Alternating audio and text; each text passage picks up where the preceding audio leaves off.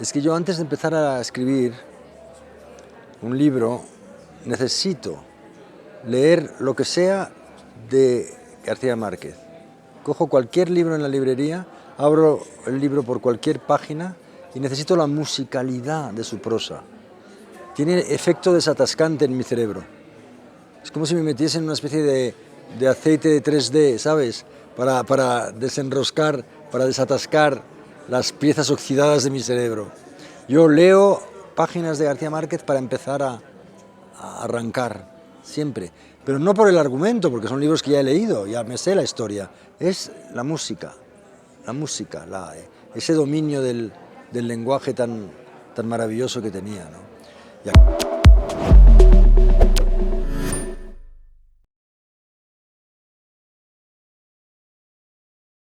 Bueno, no siempre, pero es lo que mejor se me daba.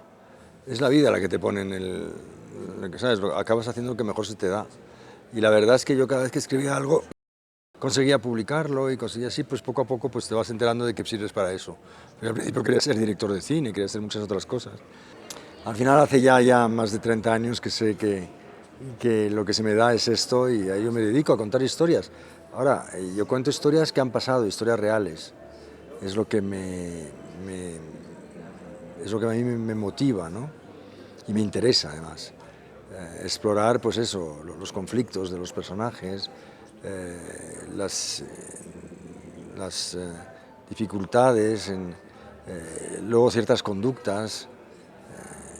Una buena historia es difícil de encontrar y he tenido la suerte de encontrar algunas muy buenas que habían ocurrido en realidad y de las cuales no se había hablado mucho, como es la historia de Anita Delgado en Pasión India, o la historia de Sonia Gandhi. Es el único libro que hay sobre ella. Y ha sido una mujer la más poderosa de un país como la India, de más de 1.500 millones de habitantes, ¿no? Y nadie había escrito un libro sobre ella, ¿no? Entonces, yo creo que está ahí la habilidad de encontrar temas que no hayan sido muy escritos, muy visitados, digamos, pero que tengan un interés enorme, ¿no? Y bueno, pues ahí transito. Yo siempre, mi mayor dificultad ahora es encontrar una buena historia.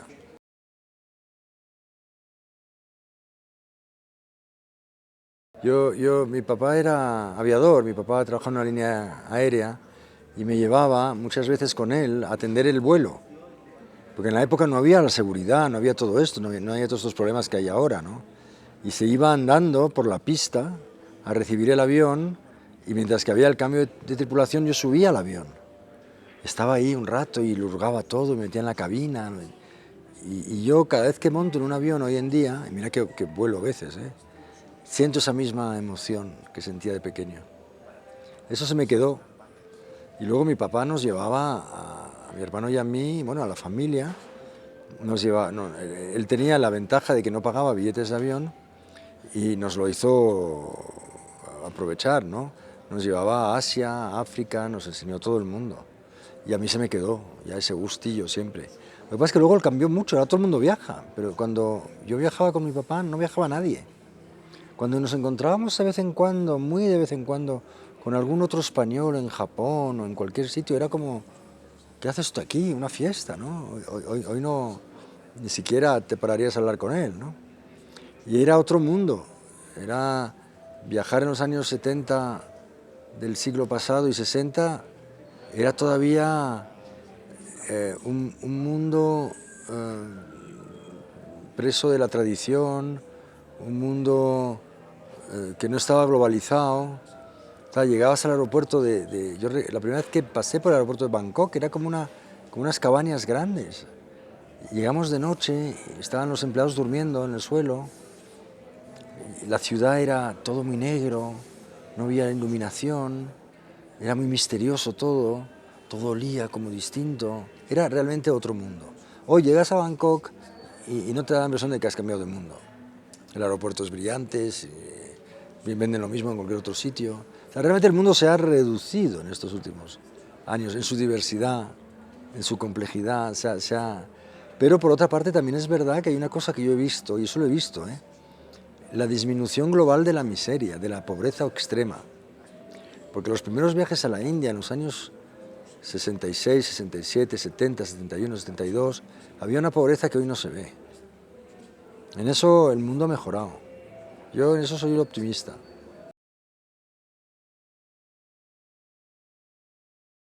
Bueno, yo no soy lo que se llama un escritor de viajes. Yo no he contado mis viajes. Yo he viajado mucho porque he hecho una investigación en ese país sobre una historia que ocurría en ese país. Entonces, yo todavía no he practicado ese género. Y no te digo que no lo haga en un futuro porque me apetece, ¿no? Contar un viaje. Pero yo en la India, por ejemplo, me he encontrado con historias muy buenas. La India me parece un país muy inspirador. Primero porque no es conocido en el mundo en español, porque no ha habido tanto vínculo histórico con la India. Y segundo porque es una riqueza enorme, histórica, cultural, artística. Hay mucho que contar de la India. Es todo un mundo. A mí me ha inspirado mucho la India y sigue siendo uno de los países donde más me apetece viajar. Yo tardo mucho, precisamente sí, soy historiador y quieras que no, tengo un prurito de siempre de aportar algo a la historia que cuento, que aunque esté contada como una novela, pero aportar algo de documentación o algo nuevo que complete el acervo que se sabe, ¿no? sobre el tema, ¿no? Y entonces yo tardo 3 o 4 años en publicar un libro y parte de esos 3 o 4 años los paso investigando. Yo investigo mucho, porque yo creo que en el detalle está la verosimilitud de una historia y la riqueza. Entonces tienes que ir a por el detalle. No basta con saber la historia, grosso modo, cómo ha ocurrido, porque eso te da las grandes líneas, pero luego el detalle te ayuda a contarlo. ¿Qué olía ese lugar? ¿Qué se veía en ese lugar? ¿Qué se oía? ¿Qué música se tocaba? ¿Qué ruidos había? Para realmente meter al lector en ese mundo, porque si estás contando la India, obviamente necesitas tiempo, necesitas páginas, necesitas meterle en ese mundo, ¿no? Y eso lleva tiempo, porque suelen ser historias que al ser reales, lo que yo hago después es reconstruirlas. Y eso es más parecido al trabajo que podría ser el de hacer un tapiz o un mosaico. Tienes que buscar las piezas y tienen que encajar en su sitio. Y eso es muy laborioso. No es como si te encierras 6 meses en tu habitación o en tu casa de campo y sacas una historia completamente de tu cabeza. Eso es otro ejercicio. No te digo que esté mejor o peor, no estoy hablando aquí, no estoy juzgando, pero lo que yo hago tiene esa cosa de historiador un poco, ¿sabes? En el que tienes que realmente andar detrás del dato para nutrir ese relato, ¿no?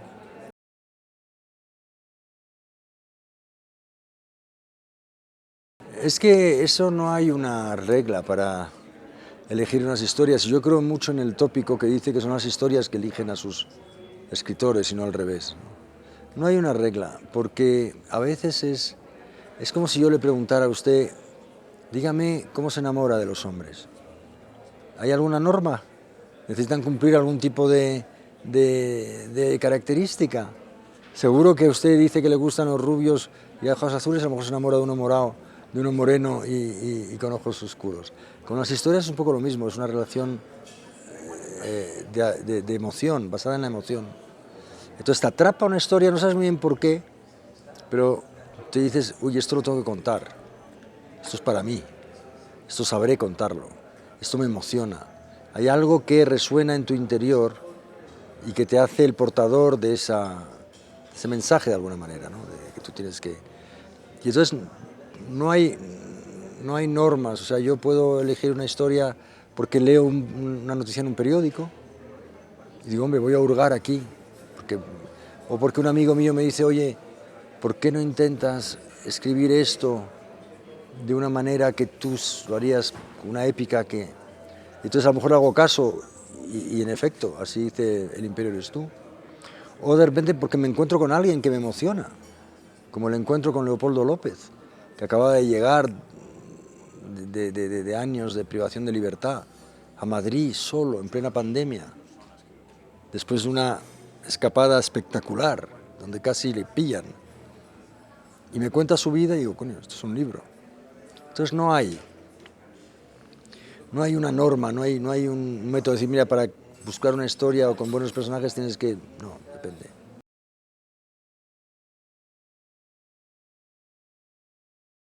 Ahora, la industria siempre, a ver, yo nunca he tenido ningún problema con la editorial, siempre han estado apoyándome, nunca me han dicho nada en ese sentido. Al contrario, me han apoyado en historias que no eran en absoluto fáciles de vender. Yo recuerdo que cuando saqué El pie de Jaipur, que es una historia dura y al mismo tiempo dura y de esperanza, porque es la historia de alguien que se convierte en tetrapléjico después de un accidente, pero que recupera ciertas funciones que le permiten a resucitar, a tener una vida normal. De hecho, este personaje me viene a ver a Ibiza todos los años, en coche, ¿no? Pero era una historia muy dura, que no era evidente que eso se vendiese. Y recuerdo el editorial Planeta de la época, estoy hablando hace 30 años, que me decía, mira, yo no sé si esto se va a vender, ¿no? Me ha gustado mucho tu libro, pero no tenemos ni idea de cómo se va a vender esto. O se vendió muy bien. Se han hecho 22 ediciones de ese libro. Pero nunca sabes, es que nunca sabes. Pero la literatura en ese sentido es el territorio de la libertad. Tú haces lo que funcione o no, eso ya nadie lo sabe. ¿Cómo voy a saber cuál es el gusto del público? Y no hay mayor receta para el fracaso que creer que sabes lo que le gusta al público, porque eso no lo sabe nadie.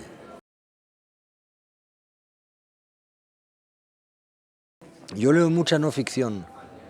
Una novela tiene que ser muy buena para que me la crea, ¿sabes? Entonces leo mucho no ficción, leo un poco de todo, leo en 3 idiomas también, leo en francés, leo en español. Acabo de leer la novela de Javier Cercas sobre el Papa, que me ha interesado muchísimo, que no es una novela, es otro tipo de libro. Estoy leyendo La Befana, que es una novela sobre una señora que se dedicaba a envenenar a la gente en el siglo XVII, de Vanessa Bonfort, que es una autora española muy talentosa. Es el último que estoy leyendo ahora. En fin, pero leo un poco de todo.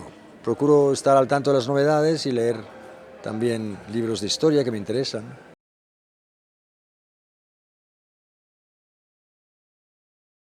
Bueno, yo, como siempre cuento, es que yo antes de empezar a escribir un libro necesito leer lo que sea de García Márquez.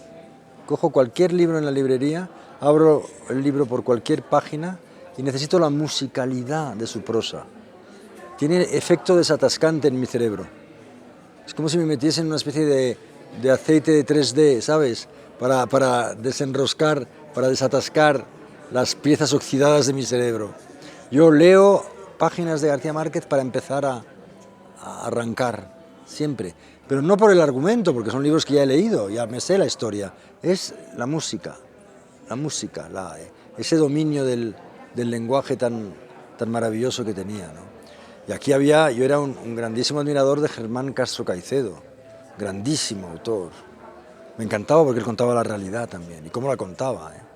Me dio mucha pena su muerte. Yo cuando venía a Bogotá siempre comía con él o cenaba con él. Yo, el favorito de García Márquez, yo creo que es El amor en tiempos del cólera, para mí. Es un libro inagotable para mí, siempre me inspira, pero todos son maravillosos. El coronel no tiene quien le escriba, ya independientemente de 100 años de soledad, que es el más conocido, ¿no? Pero es que en todos encuentras placer, un placer de lector, un placer de ese lenguaje, esa historia, ese mundo que es grandísimo, eso no hay lugar a duda. Le conocí en Cartagena de Indias cuando se hizo el Congreso de la Lengua. Ahí le conocía y conocí a Carlos Fuentes, ahí conocía a grandes. Qué rápido han caído todos, es algo tremendo cómo pasa el tiempo. Ayer tan vivos y tan activos, y hoy ya son carne de estudio.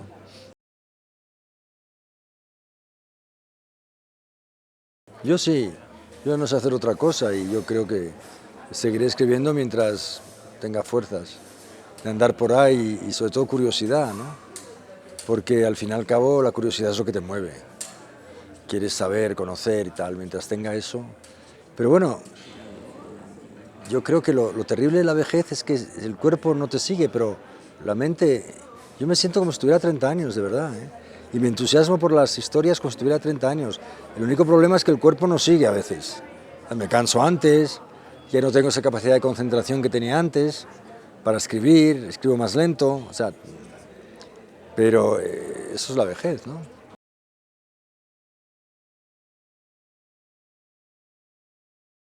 Mira, hasta hace poco se los mostraba a mi mamá. Era mi lectora única, porque mi mamá era muy lectora, pero no era una persona muy sofisticada en el sentido en que ella era una buena lectora media, pero sabía muy bien reconocer una buena historia. Entonces yo se lo dejaba a mi mamá y si mi mamá lo leía bien, yo sabía que estaba bien, ¿sabes? Pero si mi mamá me decía, uy, esto se me hace pesado y tal, es que había un problema, ¿sabes? Y ahora ya no está, pero bueno.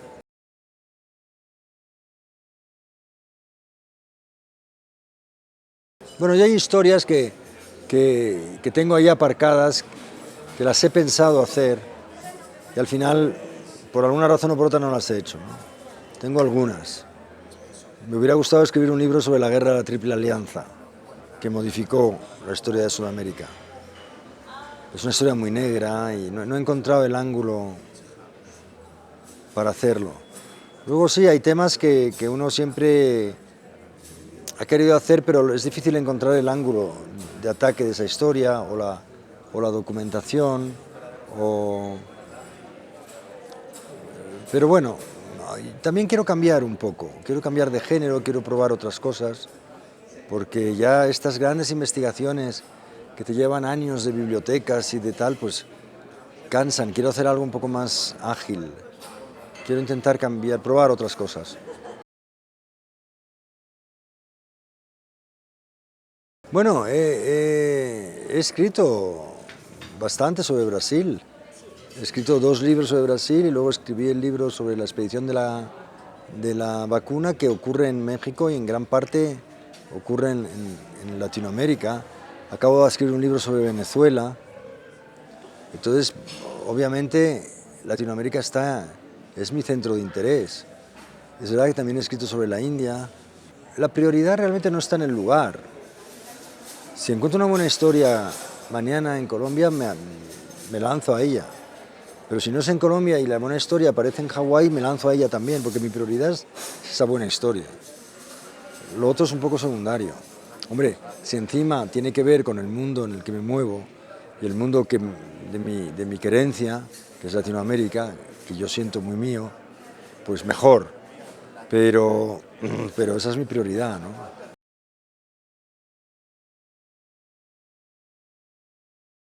Muchas veces el bloqueo se debe a que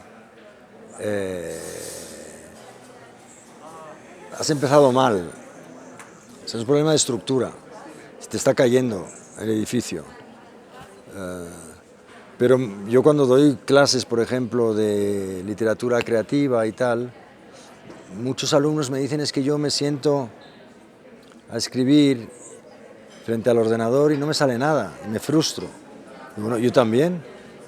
Si ahora me pongo a escribir un libro delante del ordenador no me va a salir nada, porque la escritura es un proceso, pero mental, que empieza en la cabeza y el último eslabón es cuando te pones a escribir. Es decir, si no has hecho tu trabajo de campo antes, no vas a saber de qué escribir. Yo si no he hecho mi investigación previa, pero no solo para escribir un libro, para escribir cualquier cosa, una carta, un artículo, no me sale. Porque tienes que primero trabajar, investigarlo. Entonces muchas veces el bloqueo se debe a eso, que no has hecho el trabajo previo y piensas que eso va a fluir. Bueno, pues no siempre fluye, de hecho casi nunca fluye. Si fluye es porque te has documentado tanto, te lo has trabajado tanto, se ha sedimentado tanto toda esa información en ti que empieza a fluir. Pero si eso no ha ocurrido antes, no tiene por qué fluir. ¿Qué va a fluir? La nada. La nada no fluye. Entonces, pero son cosas que se aprenden con la experiencia.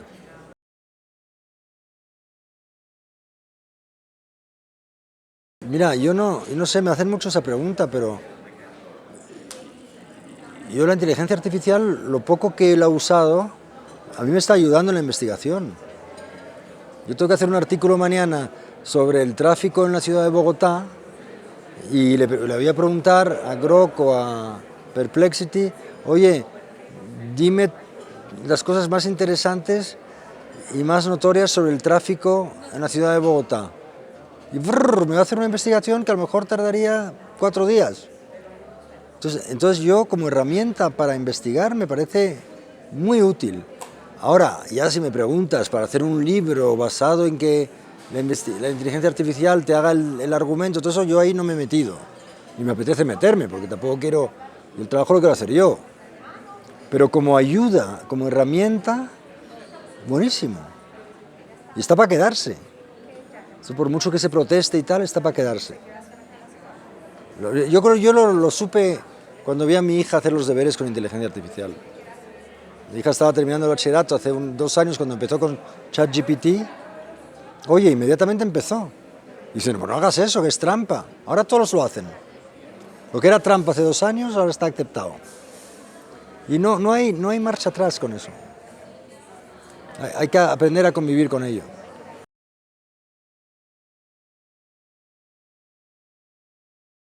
Hombre, sí, yo siempre a mis lectores, más a mis queridos lectores colombianos, ¿no?, que me han seguido durante tantos años, yo les recomiendo mi último libro, Nos quieren muertos, que es la historia de Venezuela, a través de la historia de Leopoldo López y de su familia.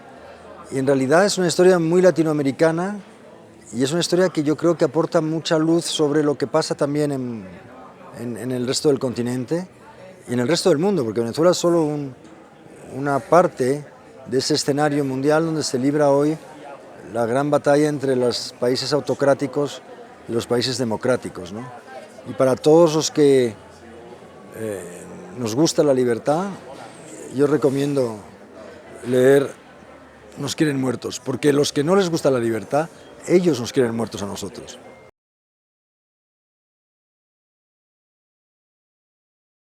Lo conocí por un amigo que me llamó para hacerle un reportaje y él acababa de llegar del exilio.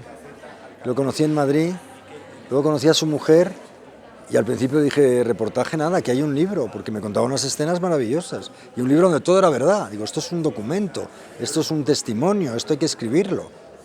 Hubiera pecado, hubiera sido un pecado no escribir ese testimonio, porque ahí queda. Eso es Venezuela desde el año 14 hasta hoy en día. Así es. Que me cuenten lo que quieran los demás, pero el testimonio está ahí. Ya no lo pueden alterar. Mucho, todo.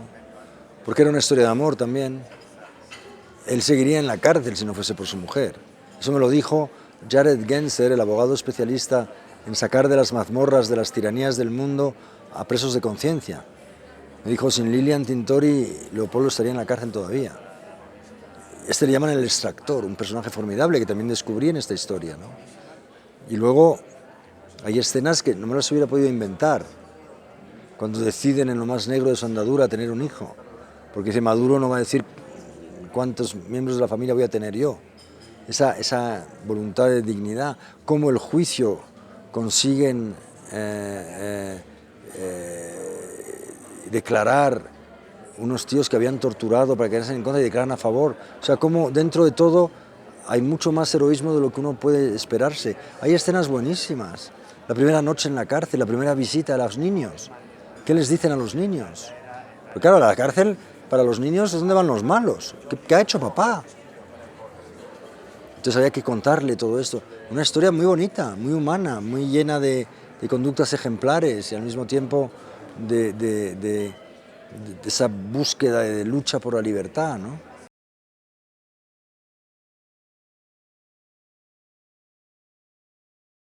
Mucho. O sea, yo pensé que iba a hacer más rápido porque era un libro que no necesitaba investigación, digamos, de archivo, pero al final fueron muchísimas entrevistas, más de 200 y pico, y tuve que reescribirlas una a una, o sea, fue mucho trabajo, mucha gente. Fui a Washington, me recibió Luis Almagro, el presidente de la OEA, porque él estuvo en aquel momento, y él venía de la izquierda también, Entrevisté a Felipe González, entrevisté a gente muy conocida y gente muy desconocida, entrevisté a gente... Es que era también un reto para mí hacer este libro, porque no hubiera podido hacerlo hace 10 años. Porque hoy la tecnología te permite entrevistar a alguien por WhatsApp durante horas y es gratis. Entonces pude hablar con gente en Venezuela sin tener que ir. Pude hablar con gente en Estados Unidos que habían participado, habían sido parte del chavismo en un momento dado y luego habían acabado mal y habían tenido que huir. Pude hacer todo esto porque hoy se puede. Y es un libro, y fíjate que añadimos al final del libro, hay unos códigos QR que te remiten a las escenas que estoy contando en el libro, que se pueden ver en vídeo en tu teléfono móvil. Un poco un experimento, ¿no? Pero que te das cuenta que la literatura y la realidad están tan intrínsecamente ligadas, ¿no?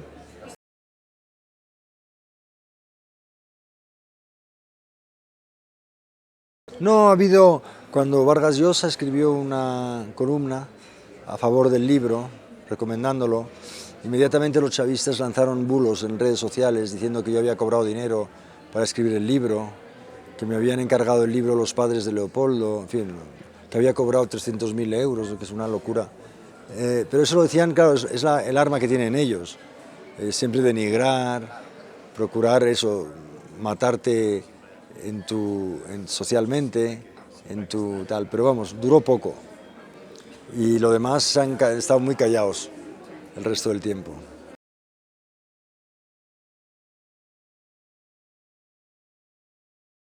Bueno, yo le conocí, yo fui a pedirle yo fui a entregarle el libro, porque yo conocía su compromiso con Venezuela, y se lo fui a entregar al final de una comida en Madrid, y él lo noté cansado.